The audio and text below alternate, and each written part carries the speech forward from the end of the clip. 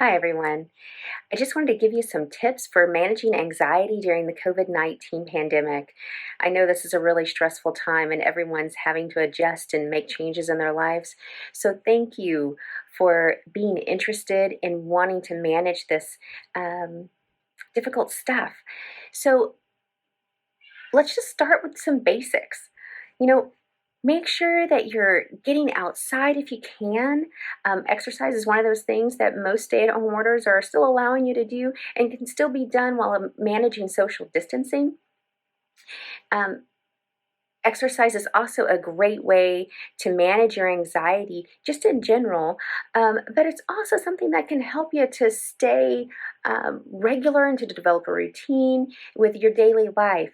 And that is one thing that we as psychologists really like to recommend for people that are encountering upheaval and difficulty in their lives is that the more normal you can keep things for you, the better. So that's one really great way to do that. If you don't have a routine that you can stick to that works within this new format that you're finding yourself in, then try and develop one. That's going to be a great way to keep your sleep patterns on track. And sleep is one of those things that, if it isn't managed well, can really disrupt our lives. So another thing involved with that is to make sure they're eating a well-balanced diet and limiting alcohol. The reason we want to do that is because alcohol can interrupt sleep patterns. So make sure that you're paying attention to that. Practicing relaxation techniques such as diaphragmatic breathing. There's a lot of other relaxation techniques, and you can get lots of tips out there online. VA has some great apps that you can download and use. I really like those. They've put a lot of thought into them, and they have great tracking methods on those. Make sure that you're taking breaks from the news. It's great to stay informed, but we definitely want to make sure that you're not letting all of that bad news, get in your head. So if you're going to read the news, then make sure that you're limiting it. And if you're going to limit it, have that goal in mind before you sit down to open that app or to read that paper or to watch the news, okay? There are lots of ways to stay connected with people while we're social distancing. I know it sounds a little bit like an oxymoron, but it's something that we can do with technology that we have today. So there's great video conferencing software that's out there.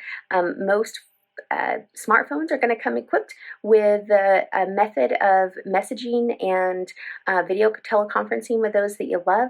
It's a great time while you have some of this extra time on your hands, if you're one of those people that do have some extra time on your hands right now, to reconnect with people that you haven't had a relationship with in a while. Or maybe it's a way to kind of reconcile someone with people that maybe there's been some issues in the relationship.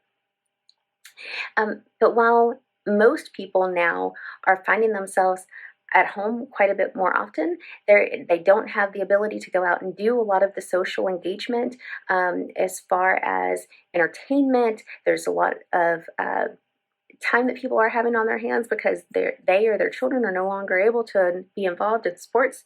So take that time. If you don't have people in the house with you that you're connecting with, that if you can't go out and throw a ball with them, then get online. Find something new to do. You can connect with other groups that you have some sort of social interest in. You might find a group on Meetup, and even though they're not meeting in person now, they might still be meeting online. Stay connected with doing things that might pique your interest, learning something new. So there's lots of ways that you can do that nowadays. So there's the Mather telephone topics, and so that's at www.mather.com, so mather.com. And they have telephone topics where you can listen in. They have an entire schedule. You can listen to all kinds of things. There's also openculture.com where you can take free online college classes. Great way to learn something new during this time, to keep your mind active and to keep yourself engaged. So there's also ways that you can do things like take virtual museum tours. I've heard that the Louvre has something. The San Diego Zoo has animal cams that you can check out. Lots of theaters are doing theater virtually, so you can see those. So you also want to remember to stay connected with your mental health providers. If you don't have one but you need one, make sure to check out the different telehealth options that are out there.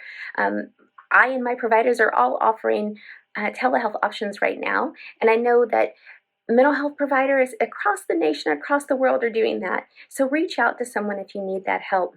Work on a gratitude journal. There's always something to be thankful for. There's always things that we have going right. And if we focus on what we have going right, instead of all the things that are going wrong, then we're feeding what matters.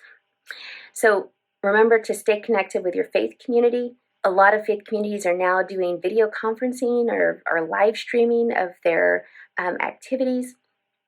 You can read scripture, you can pray. This is a great time to work on developing your relationship with God. There's a lot of things that we can do right now, so stay engaged with them. You can also visit my website. I'm going to have some worksheets there on how things that I have developed from my patients, things like a resource list for you, as well as a worksheet to help you go through worry. So figuring out, is this something that I really need to be worried now or not? Is it going to benefit me? Is it going to enhance my life? And so a way to kind of problem solve that. It's a worksheet that I've developed for my patients that they're finding pretty helpful. So I hope you do as well. You can visit my website at capacitysolutionsllc.com.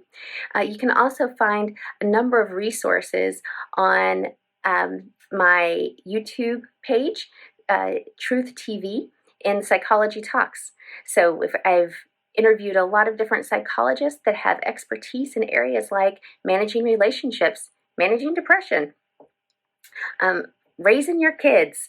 So visit those, take a look at them. It's a free resource for you just to make your life a little bit better as we're all dealing with these really uncomfortable times.